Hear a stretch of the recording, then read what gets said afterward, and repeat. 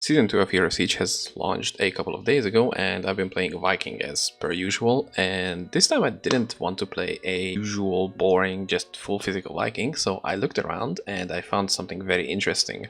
My mercenary had a special weapon equipped while I was trying to magic find, and that was the ceremonial dagger. And what I was noticing is that he was pretty much full clearing entire packs of enemies which I've pulled together, which was very surprising because I had a rough time killing those enemies in like higher difficulties. And I thought of myself, what if I tried to build around this and just backed myself with double ceremonial daggers, as much poison damage and minus enemy poison resist as possible. And here we are with a build that has insane damage, which you know, I was super surprised about this. So this whole character relies on ceremonial dagger and the 15% chance when striking poison nova level 55 here. Now the level matters heavily because it looks at your main hand slot, even though you are dual wielding, it looks at your main hand for the damage of this. So if I equip this level 44 on the main hand and we do a little spin around, let's see if we can get a proc, you can see it's dealing like 52k damage here. If I swap in the level 55, you can see you're seeing a 99k damage here, which is almost double with just 11 level difference. So that's why it's important to have a good rolled weapon in the main hand. You're still going to get the stats from this one, because the poison skill damage minus poison res, all the other stuff matters on this too, but the poison nova striking only matters on the main hand. Other than that, we have pretty just complementary gear to this. I'm using an Aztec crown with Aztec necklace for minus poison res, Doctor Grass for skill damage, double Mark of Ferocity for damage, Tether of Anguish for minus res, and a Pearlescent Dream because it gives magic skill damage. Now magic skill damage applies to every type of elemental damage that you can have. It's fire, cold, lightning, poison, arcane, it's everything. So it's an overall good thing, and it gives me all res, magic find, and holy aura. Magic skill damage further increased by 10. We also have an apple of evolution and a shrunken head. The rest of the items are just like life leech, because that's the way we're going to get ourselves back to full HP. It's just an all res, life leech, mana leech, so we can sustain whirlwinding around. And here I need to find something better. The skills are just full defense.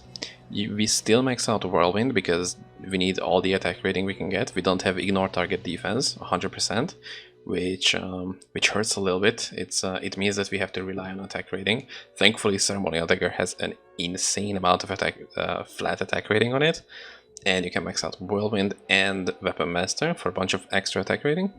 Other than that, we go full tankiness, so we pick Stone Skin, Norse Resistance, and we also pick that in this speciality as well, so we have easier time fixing our resistances. It still looks kind of bad, but you know, whatever.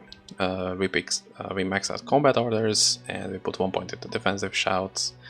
Charge, you don't even need Battle Agility because it's just like 2% move speed for the points. You don't need Demolishing Wind, and in hero levels I picked Vitality and Mana Replenish for now. Same here, a bunch of Vitality, and I put some extra into Dexterity because it might matter, but you know, ideally I would like to get some target defense ignored. We go into the current Satanic Zone, which is, yeah, it's kind of bad. Mana Steal decreased by 75%, that's not good. That means we are going to have a harder time sustaining our mana. So we just put our buffs on, we get a pretty sizable amount of HP, and then we just want to make sure that we hit at least one poison nova per group of enemies, and we're going to deal a pretty good amount of damage. As you can see, most of the group is dead, and we can just leave and go for the next. And having Event Horizon for a Loot Goblin would be insane for the Satanic for 600% extra, but you know, every day cannot be Christmas, and I died. So there are still things that needs to be fixed with the build. For example, attack rating. Sometimes Life Leech can be a little inconsistent, and you just need to dodge around because you cannot full heal as much as like a regular Whirlwind Viking would be. So in that case, it really shows that it's not a meta build. It absolutely has its problems, but other than that, this build feels really nice to play. As you can see, we are pumping out some DPS. I've been jumping into some groups for CTs just in case we can have some fun in there. And yeah, I don't really like the new CTs, but that's gonna be its whole video. And I've been pretty much top DPS in every single one of them because yeah, it's just unbeatable. Honestly, there are obviously gonna be classes which do like 10x better, but you know, it's an off meta build, so it's not every day that you're going to see a Whirlwind, Poison, Barbarian, Viking. I meant to say Viking. And as you can see, the procs aren't going out that often. That's because the high enemy level and the low attack rating that we have, you know, having a bit more target defense ignore maybe, then that attack rating that you have is going to matter much more. So yeah, there are definitely things that need to be worked around in this build. This is just something I've put together yesterday. Yeah, I'm still in the testing phase of this build. In case you have any questions, let me know in the comments, and until the next one, see you later. Bye.